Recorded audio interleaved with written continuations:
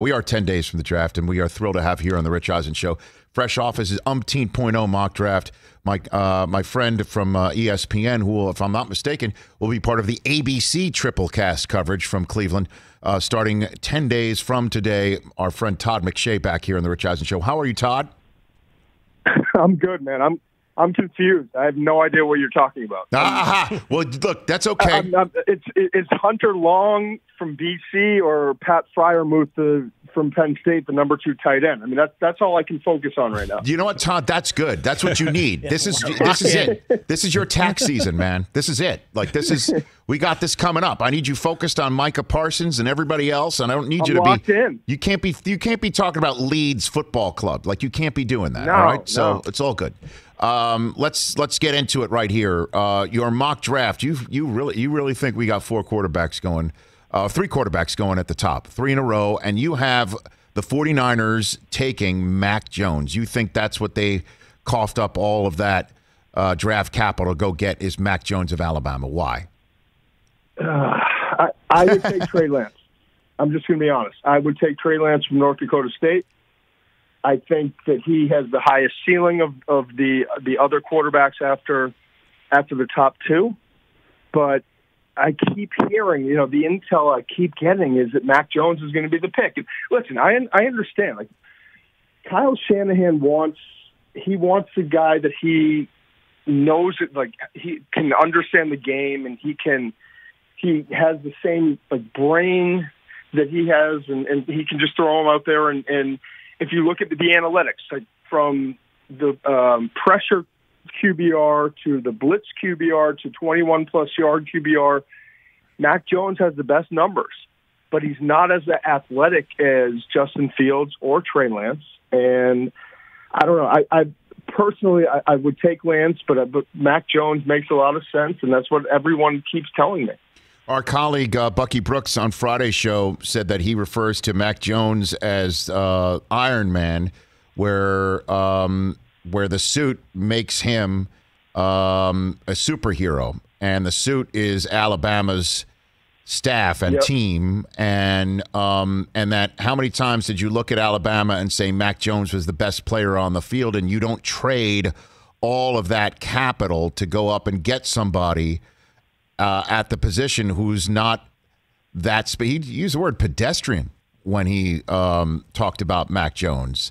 So your evaluation is Lance is the best of the 3 remaining, not named Lawrence and Wilson. That's your evaluation on everything? Correct. And then Fields would be 4th, and then Mac Jones would be 5th.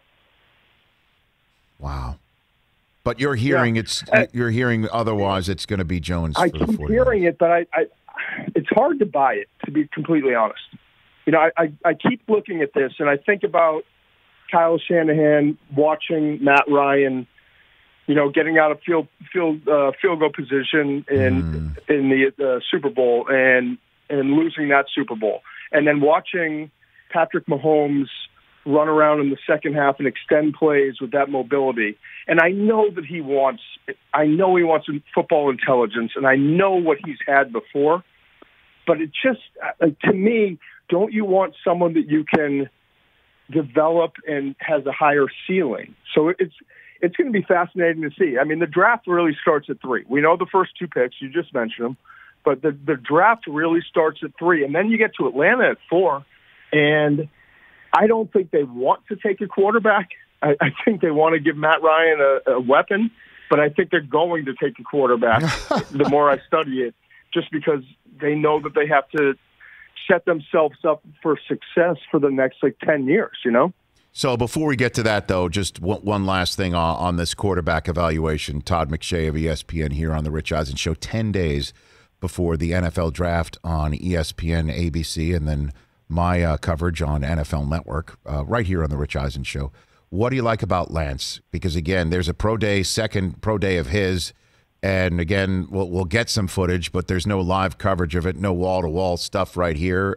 We know that Fields had a second shot at a pro day and did, according to Albert Breer, take requests from the coaching staffs that were there, 10 plays being requested that he run and throw from NFL scouts and coaches who were there.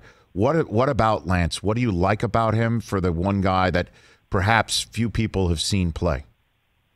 He's built like a tight end. He's strong. He's so competitive. He extends plays. He has a big-time arm.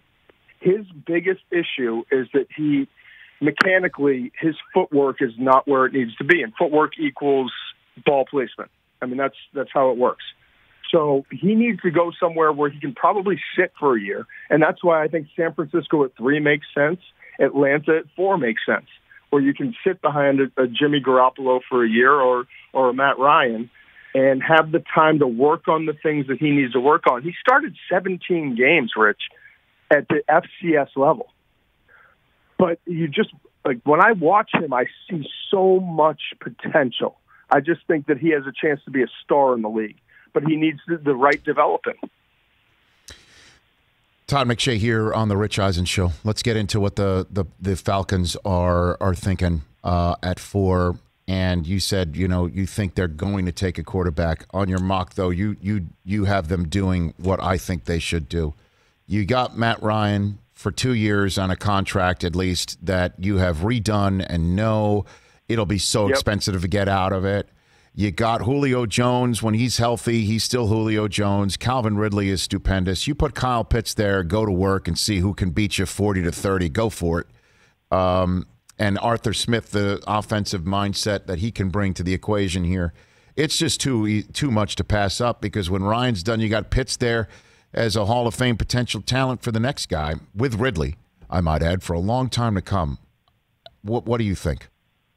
Pitts, I've been doing this for 20 years, Rich, and I've never given a tight end a grade this high. I mean, that's how different he is.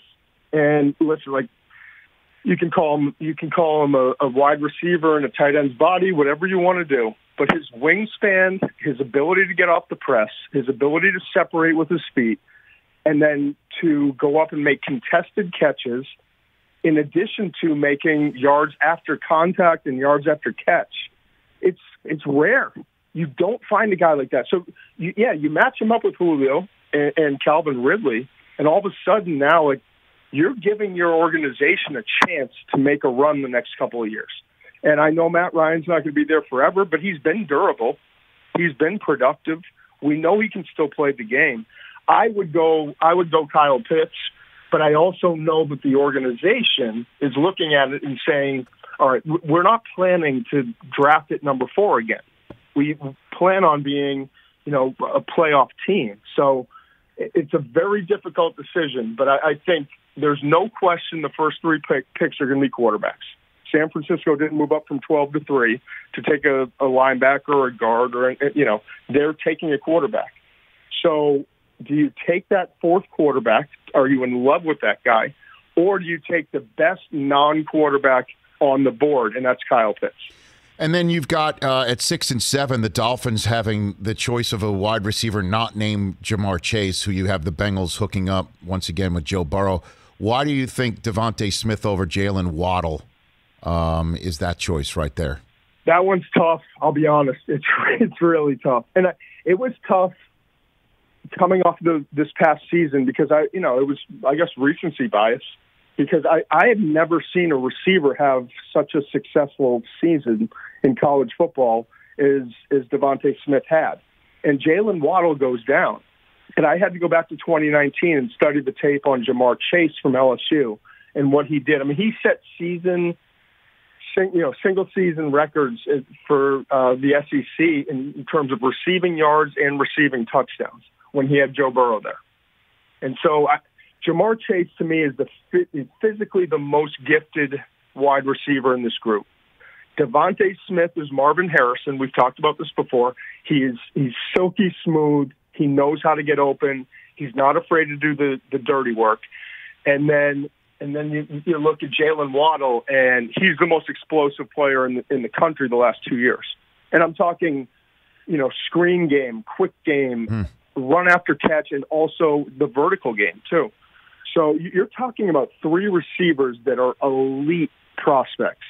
But I think it goes Chase, and then kind of a tiebreaker between DeVonta Smith and Jalen Waddle. And I could understand if you go Waddle over Smith, but I would personally go Smith over Waddle, just based solely on what we've seen. But again, like in the first 4 games last year, when Waddle was healthy, he had 13 fewer catches and 74 more yards.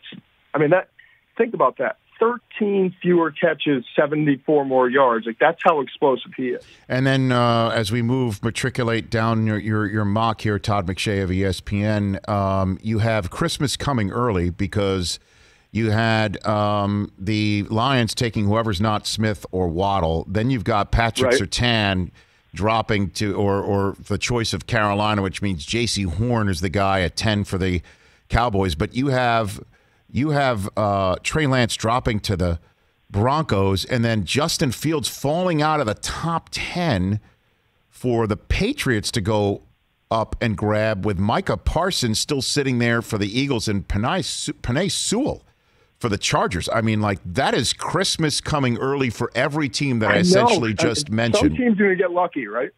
Right there. All of them. If the first 4 teams are quarterbacks, then yes, you only have one more quarterback, and it could be Justin Fields. And does he go 9 to Denver, or does New England trade up from 15 to 8, or get in position to go get him? That's the part that I struggle with. But you have 5 quarterbacks that are likely to go in the first 10, 12 spots, and you have 4 pass catchers, including Kyle Pitts, that are likely to go in the first 10 spots as well. So everyone else gets pushed back. From the offensive tackles, Penei Sewell from Oregon, Rashawn Slater from Northwestern, the corners, Patrick Surtain from Alabama, J.C. Horn from South Carolina, Caleb Farley from Virginia Tech. Like, all these guys get pushed back because there's such value in the quarterbacks and the pass catchers. Well, I'll tell you what, for the Eagles to, tank game 256 to get up to the 6th spot, because let's be honest, and then for them to be able to trade back to 12, get more picks for next year, and still get Micah Parsons, who I know is not the wideout that Eagles fans have been flipping out over. Or, look, right. I don't think Pitts would have lasted till 6 anyway. But and a kid from Penn State to just basically, move a little bit east to play his professional football, that would be a hell of a pick. And then the Chargers to get the guy, the best tackle to protect their unicorn quarterback, who has shown himself to be a unicorn. My gosh, that would be amazing. But put it all together, though. Justin Fields, do you really think Belichick's going to trade up from 15? Or he's just going to have to wait till Fields drops close enough for him to be able to swallow that concept? I don't think that he's going to trade up. But every time I think I know what Bill's going to do, he does the opposite. And this year has been so different with the amount of money he spent in free agency, right? And it's just, I think they didn't make the playoffs. They've had extra time to self-evaluate, and they realized that, all right, Brady's gone. We can't make up for all these sins that we've been making up for all these years with Tom Brady. So we've got to bring in talent. They bring in 2 tight ends. They bring in 2 receivers. They bring in edge guys. I think they spent more money than any team has ever spent in free agency history. And so, while in 20 years, 2 decades, that they have not used a first-round pick on a quarterback, but they had Brady the whole time. So why would you? So I wonder if they're going to make the move up. My gut tells me they're not going to. They're going to stay home, and maybe it's Micah Parsons, maybe it's one of these defensive players. But they're doing everything differently than they've done in years past. And so I'm so intrigued to see what New England does at that 15 pick, or if they move up, or if they stay home or move back, which they typically do. And then in the last third of your mock, Todd McShay, before I let you go, we see 2 Stallion running backs going back-to-back. You have the Jets at 23rd overall getting Travis Etienne, and then the Steelers jumping on Najee Harris. That would be, oh boy, would Steeler Nation love that kid from Alabama. And if this does happen, that means the Jets were 1 loss to the Rams away, one loss to the Rams and Browns away from getting both Trevor Lawrence and Travis Etienne to getting both Clemson kids from the offense I know, and right? bringing them to New York. Why do you think they would choose Etienne over Harris? And walk me through that period right there. It's a tough call. I actually have Najee Harris rated ahead of Travis Etienne. Mm-hmm. But I think Joe Douglas, the GM, and that organization, I think they want more explosiveness. And Etienne is a little bit more explosive. He's the accelerator, I call him. He's just like his one cut and go, and all of a sudden now you match him up with Zach Wilson, who they're going to take at number 2. And you've got a backfield that is explosive and can create after the initial play. But listen, I would have no problem with them taking Najee Harris because Najee was 235 pounds dancing around for the first 2 or 3 years at Alabama. And then this past year, he turned into a pounder. And he also, with Steve Sarkisian, the offensive coordinator, he became more of a weapon in the passing game. Both of these guys did. If you go and look at the stats, Etienne and Harris caught, I think, almost double the amount of passes that they caught their first 3 years in their final season. So these guys have developed as running backs, and they're ready for the NFL. And I'm not in love with taking a running back in the first round, but if you're going to take a guy, he's got to be on the field all 3 downs, and both of these guys, Etienne and Harris, can be on the field all 3 downs in the NFL. Todd McShay, I am personally excited for you. I'm one of those folks out there who, knows that there's competition, don't mind talking about it and promoting it. I honestly, I don't. I'm also an NFL guy, and, the NFL has the draft on 3 different networks, including my own. But I'm happy for you. Last year, you missed this because of COVID, and I couldn't be more thrilled for you to get out there, do your thing, pound the table, have your time. You're on ABC, correct? You're going to be part of the ABC coverage? I'm on ABC with Reese Davis, Kirk Herbstreit, and Desmond Howard, and I can't wait, man. I waited 20 years to get on the first night of the NFL draft, and then I got COVID. And I have been grinding ever since to just get to this point. And I honestly, I can't wait. I'm so excited. I am fired up for you. Thanks for the time here. Keep looking for my call, Todd. I'm going to make it. And thanks. I appreciate it, bud. You got it. That's Todd McShay here on the Rich Eisen Show. He will be on the ABC coverage. Hey, you watched all the way to the end. Thanks for that. Watch more right here.